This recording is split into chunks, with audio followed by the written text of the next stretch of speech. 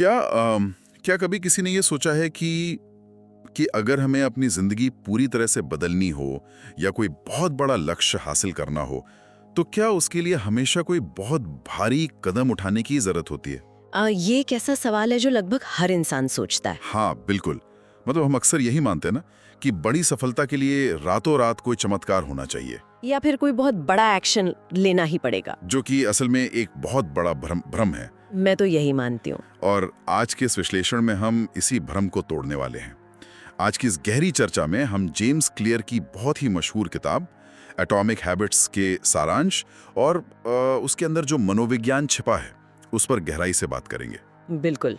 और इस deep dive का जो मुख्य मिशन है वो यही समझना है कि कैसे हमारी छोटी छोटी आदतें, जिन्हें हम शायद महज 1% का बदलाव कह सकते हैं, वो कैसे समय के साथ मिलकर इतने विशाल परिणाम देती हैं जिनकी कोई कल्पना भी नहीं कर सकता। और ये भी समझेंगे कि आदतों के इस विज्ञान का इस्तेमाल करके लोग अपने करियर या अपनी सेहत को खामोशी से कैसे बेहतर बना सकते हैं। सही कहा। शुरुआत में मुझे लगता है हमें उस कहानी पर बात करनी चाहिए जो इस पूरे 1% वाले नियम को बहुत अच्छे से साबित करती है। ब्रिटिश साइकिलिंग टीम वाली कहानी। हाँ वही।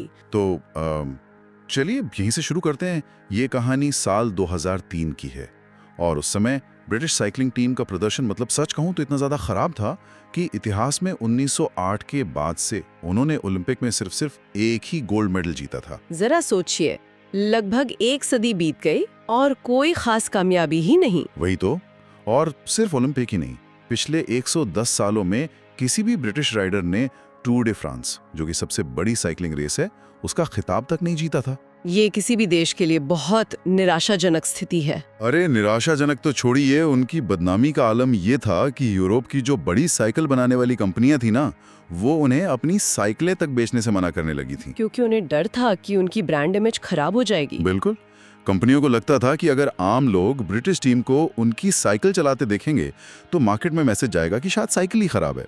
इससे बड़ी बेइज्जती क्या होगी कि टीम को उपकरण ही नहीं मिल रहे हैं। तो ऐसे हालात में अक्सर होता ये है कि मैनेजमेंट पूरी टीम को बदल देता है या कोई बहुत बहुत महंगा कोच ले आता है। लेकिन उन्होंने एक इंसान को हायर किया जिसका नाम था डेव ब्रेल्सफोर्ड। और डेव का तरीका बाकी सभी कोच से एकदम अलग था। उन्होंने रातों रात कोई बड़ा चमत्कार करने की नहीं सोची। उन्होंने वो छोटे बदलाव किए जिन पर कोई ध्यान नहीं देता। हाँ, मतलब बहुत ही अजीब से लगने वाले बदलाव। जैसे उन्होंने साइकिल की सीट को फिर से डिजाइन करवाया ताकि वो थोड़ी और आरामदायक बन सके। और सिर्फ साइकिल ही नहीं, राइडर्स के कपड़ों पर भी काम किया। हाँ, वो इलेक्ट्रिकली हीटेड ओवर शॉर्ट्स। उन्होंने राइडर्स को वो शॉर्ट्स पहनाए ताकि रेस के दौरान उनकी मांसपेशियों का तापमान एकदम सही बना रहे। और एक और चीज की थी उन्होंने, टायर वाली बात। हाँ, टायर की ग्रिप बढ़ाने के लिए उन्होंने टायरों पर अल्कोहल रगड़ने तक का प्रयोग किया। अब देखिए, ये सारे बदलाव सुनने में बहुत ही मामूली लगते हैं। टायर पर अल्कोहल रगड़ना कोई फ्रंट पेज की न्यूज तो नहीं है। नहीं, बिल्कुल नहीं। लेकिन यहीं पर डेव ब्रेल्सफोर्ड की वो रणनीति काम आती है जिसे मैनेजमेंट में एग्रीगेशन ऑफ मार्जिनल गेन्स कहा जाता है। एग्रीगेशन ऑफ मार्जिनल गेन्स मतलब छोटे छोटे फायदों को जोड़ना। एग्जैक्टली। इसका सीधा सा मतलब यह है कि अगर हम अपने काम से जुड़े हर एक छोटे हिस्से को अलग अलग करें और उन सब में सिर्फ 1% सुधार की गुंजाइश खोज लें, तो जब वो सारे सुधार एक साथ जुड़ते हैं ना, तो वो एक बहुत बड़ा अंतर पैदा करते हैं। बिल्कुल। और इसी का नतीजा था कि 2008 के बीजिंग ओलंपिक में ब्रिटिश टीम ने सचमुच चमत्कार कर दिया और गोल्ड मेडल्स की झड़ी लगा दी। ये जो 1% वाला सुधार है, ये सुनने में बड़ा जादुई लगता है, लेकिन अगर गणित के हिसाब से देखें तो क्या सच में इससे इतना फर्क पड़ता है? बहुत बड़ा फर्क पड़ता है। अगर इंसान हर दिन सिर्फ 1% बेहतर होता है तो गणित के हिसाब से 1 साल के अंत में वो लगभग 27 गुना बेहतर बन सकता है। 27 गुना? ये तो बहुत बड़ा जंप है। हाँ, इसे आप सेल्फ इम्प्रूवमेंट का कंपाउंड इंटरेस्ट कह सकते हैं। शुरुआत में शायद बदलाव नजर ही ना आए, जैसे आज 10 मिनट किताब पढ़ ली तो कल कोई विद्वान तो नहीं बन जाएगा। सही बात है। लेकिन जब ये 1% लगातार 365 दिनों तक जुड़ता है, तब असल जादू दिखता है। हालांकि इसका एक दूसरा और थोड़ा खतरनाक पहलू भी है। खतरनाक पहलू? वो क्या है? ये 1% का नियम बुरी आदतों पर भी उतनी सख्ती से लागू होता है। मान लीजिए किसी को रोज अनहेल्दी या जंक फूड खाने की आदत है। हाँ, एक दिन बर्गर खाने से तो अगले ही दिन वजन नहीं बढ़ता ना। नहीं, इंसान शीशे में देखता है और सोचता है कि सब ठीक तो है। बिल्कुल, लेकिन अगर यही 1% का नकारात्मक बदलाव हर रोज दोहराया जाए तो लंबे समय में इसके नतीजे दिल की बीमारियों या मोटापे के रूप में सामने आते हैं। समय अच्छे फैसलों का दोस्त है और बुरे फैसलों का दुश्मन। ये नजरिया बहुत दिलचस्प है। अब यहाँ से मेरे दिमाग में एक बहुत ही अहम सवाल आ रहा है कि आखिर ये जो आदतें हैं, चाहे अच्छी हो या बुरी, ये हमारे दिमाग में घर कैसे कर लेती हैं? इसका विज्ञान क्या है?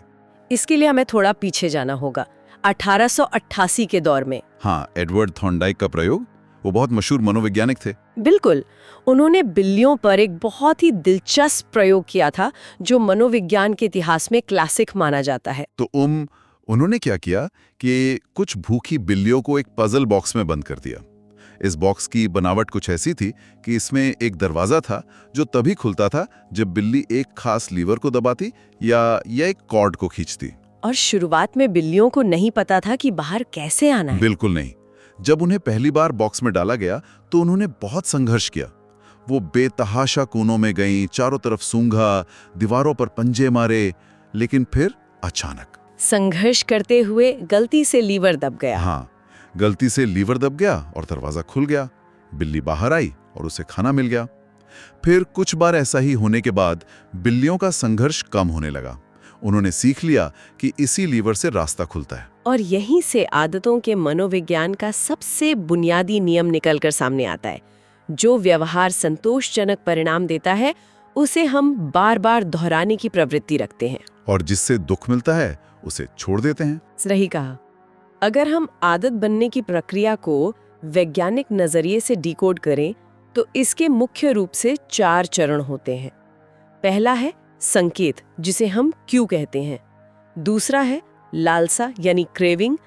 तीसरा प्रतिक्रिया या रिस्पॉन्स। और चौथा इनाम यानी रिवॉर्ड। इसे समझने के लिए मैं वो बंदरों वाले प्रयोग का उदाहरण देना चाहूंगा। हाँ, वो लाल लाइन वाला प्रयोग। जी। शोधकर्ताओं ने एक बंदर को पिंजरे में रखा और उसके सामने एक कंप्यूटर और लीवर लगा दिया। अब जब भी स्क्रीन पर लाल रंग की लाइनें दिखाई देती, जो कि उसके दिमाग के लिए एक संकेत था, एक क्यू था। हाँ, क्यू था। और बंदर उस लीवर को खींचता, जो कि उसकी प्रतिक्रिया थी, तो उसे इनाम के तौर पर फलों का रस मिलता था। धीरे धीरे बंदर इस लूप को इतने अच्छे से समझ गया कि वो बस लाल लाइनों का इंतजार करने लगा। अब अगर हम इंसानों की बात करें तो हमारी जिंदगी में भी बिल्कुल यही लूप चलता है, खासकर तनाव के मामले में। वो कैसे? देखिए, जब लोग काम के बोझ से बहुत तनाव में होते हैं तो वो तनाव उनके लिए एक संकेत या क्यू बन जाता है। इस भारीपन से तुरंत बचने की जो चाहत अंदर से उठती है वो लालसा है। और इसके जवाब में कुछ लोग शराब पीते हैं या सिगरेट जलाते हैं या फिर घंटों तक सोशल मीडिया स्क्रॉल करते हैं। ये उनकी प्रतिक्रिया है। और आखिर में उन्हें जो फौरी राहत या सुकून महसूस होता है वो उनका इनाम है। और यही इनाम दिमाग में दर्ज हो जाता है। तो अगली बार जब भी तनाव होता है, दिमाग तुरंत उसी आदत की तरफ भागता है। बिल्कुल।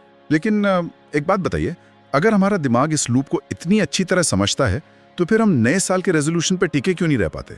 मतलब 1 जनवरी को जो कस्में खाई जाती हैं वो 15 जनवरी तक दम क्यों तोड़ देती हैं? क्योंकि लोग बदलाव की कोशिश करते समय गलत चीज पर फोकस करते हैं। गलत चीज पर? हाँ, ज्यादातर लोग सिर्फ इस बात पर फोकस करते हैं कि उन्हें क्या हासिल करना है। इसे आउटकम बेस्ड हैबिट्स कहते हैं। जैसे मुझे 10 किलो वजन कम करना है या मुझे एक किताब लिखनी है। तो इसमें गलत क्या है? लक्ष्य तो यही होने चाहिए ना। लक्ष्य ठीक है, लेकिन ये आपकी पहचान नहीं बदलते। असली और स्थायी बदलाव तब आता है जब फोकस इस बात पर हो कि क्या बनना है। इसे आइडेंटिटी बेस्ड हैबिट्स कहते हैं। मैं इसे एक उदाहरण से समझाता हूँ। मान लीजिए 2 लोग हैं जो सिगरेट छोड़ने की कोशिश कर रहे हैं। अब किसी पार्टी में जब पहले इंसान को कोई सिगरेट ऑफर करता है तो वो कहता है कि नहीं शुक्रिया, मैं सिगरेट छोड़ने की कोशिश कर रहा हूँ। सुनने में ये जवाब बहुत सकारात्मक लगता है। हाँ, लेकिन मनोविज्ञान के नजरिए से देखें तो वो व्यक्ति अभी भी अंदर से खुद को एक स्मोकर ही मान रहा है। उसकी पहचान वही पुरानी है। वहीं दूसरी तरफ जो दूसरा व्यक्ति है वो सीधे कहता है कि मैं सिगरेट नहीं पीता। एग्जैक्टली, वो कहता है मैं सिगरेट नहीं पीता। ये शब्दों का बहुत छोटा सा हेर फेर है, लेकिन बहुत शक्तिशाली है। उस दूसरे इंसान ने पुरानी पहचान को पीछे छोड़ दिया है। जब भी हम कोई नई आदत अपनाते हैं तो वो असल में नई पहचान को साबित करने के लिए बैलेट बॉक्स में डाला गया एक वोट होता है। मतलब हर बार जब हम सही काम करते हैं तो हम खुद को साबित कर रहे होते हैं कि हम उसी तरह के इंसान हैं। हाँ, जैसे जैसे वोट बढ़ते हैं नई पहचान मजबूत होती जाती है। तो हमारा दिमाग हमारे हर कदम को नोटिस कर रहा है। यहाँ मुझे एक महिला पैरामेडिक की कहानी याद आ रही है जो इस बात को बहुत अच्छे से साबित करती है। वो ससुर वाली कहानी? हाँ, एक फैमिली गैदरिंग चल रही थी और उस पैरामेडिक ने अपने ससुर को दूर से ही देखा और तुरंत भांप लिया कि कुछ बहुत गड़बड़ है। उसने बिना कोई समय बर्बाद किए उन्हें फौरन अस्पताल ले जाने को कहा। और जब जांच हुई तो पता चला कि उनकी एक मुख्य धमनी ब्लॉक थी। बिल्कुल, सही समय पर पहुंचने से उनकी जान बच गई।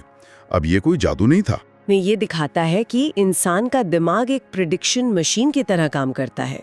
वो महिला इतने सालों से काम कर रही थी कि उसके दिमाग ने हार्ट अटैक के शुरुआती संकेतों को पकड़ने का एक पैटर्न बना लिया था। तो आदतें बदलने की सबसे पहली सीढ़ी जागरूकता है। हाँ, हमें अपनी मौजूदा आदतों की लिस्ट बनानी चाहिए और बिना खुद को दोष दिए बस ये पहचानना चाहिए कि हमारा दिमाग किन संकेतों पर रिएक्ट कर रहा है। और इसके बाद बारी आती है योजना बनाने की। अक्सर हम कहते हैं कि बस कल से पक्का शुरू करूंगा, लेकिन यहाँ 2001 की ग्रेट ब्रिटेन की एक रिसर्च का जिक्र करना बहुत जरूरी है। शोधकर्ताओं ने 248 लोगों पर कसरत की आदतों को लेकर एक स्टडी की थी और उन्होंने लोगों को 3 ग्रुप्स में बांटा था। हाँ, पहला था कंट्रोल ग्रुप, जिन्हें बस अपनी कसरत ट्रैक करनी थी। इस ग्रुप में 35% लोगों ने वर्कआउट किया, जो कि बहुत सामान्य आंकड़ा है। फिर दूसरा ग्रुप आया मोटिवेशन ग्रुप। इन्हें दिल की बीमारियों के खतरे कम होने और वर्कआउट के फायदों पर बहुत लेक्चर दिए गए। लेकिन नतीजे देखिए, इस ग्रुप में सिर्फ 33% लोगों ने वर्कआउट किया। मतलब प्रेरणा से आंकड़ा थोड़ा गिर ही गया। और फिर तीसरा ग्रुप आया प्लानिंग ग्रुप। बिल्कुल। इन्हें मोटिवेशन के साथ एक स्पष्ट प्लान बनाने को कहा गया कि वो कब और कहां एक्सरसाइज करेंगे। और इस ग्रुप के 81% लोगों ने वर्कआउट किया। इसे मनोविज्ञान में इम्प्लीमेंटेशन इंटेंशंस कहा जाता है। Implementation intentions? ये तो बहुत भारी शब्द है। आसान भाषा में इसका मतलब टाइम और जगह फिक्स करना है ना? हाँ, इसे स्पष्टता कह सकते हैं। जब तक ये स्पष्ट नहीं है कि मैं अगले हफ्ते मंगलवार को शाम 6 बजे पास वाले पार्क में 20 मिनट कसरत करूंगा, तब तक उस काम के होने की संभावना बहुत कम होती है। सिर्फ प्रेरणा काफी नहीं है। ये बात तो है, लेकिन कई बार हमारा माहौल हमारे प्लान पर भारी पड़ जाता है। डायरी में चाहे जो लिखा हो, सामने पिज्जा है तो प्लान खत्म। इसके लिए डॉक्टर एनी थॉर्नडाइक की वो रिसर्च बहुत सटीक है। हाँ, बॉस्टन के मैसाचुसेट्स जनरल हॉस्पिटल वाली स्टडी, उन्होंने 6 महीने तक एक रिसर्च की थी और वो भी बिना किसी को बताए कैफेटेरिया में बदलाव कर दिया था। मतलब इच्छा शक्ति को पूरी तरह दरकिनार कर दिया। एकदम। पहले कैश रजिस्टर के पास सिर्फ सोडा की बोतलें थीं। उन्होंने बस इतना किया कि सोडा के पास पानी की बोतलें भी रखवा दी।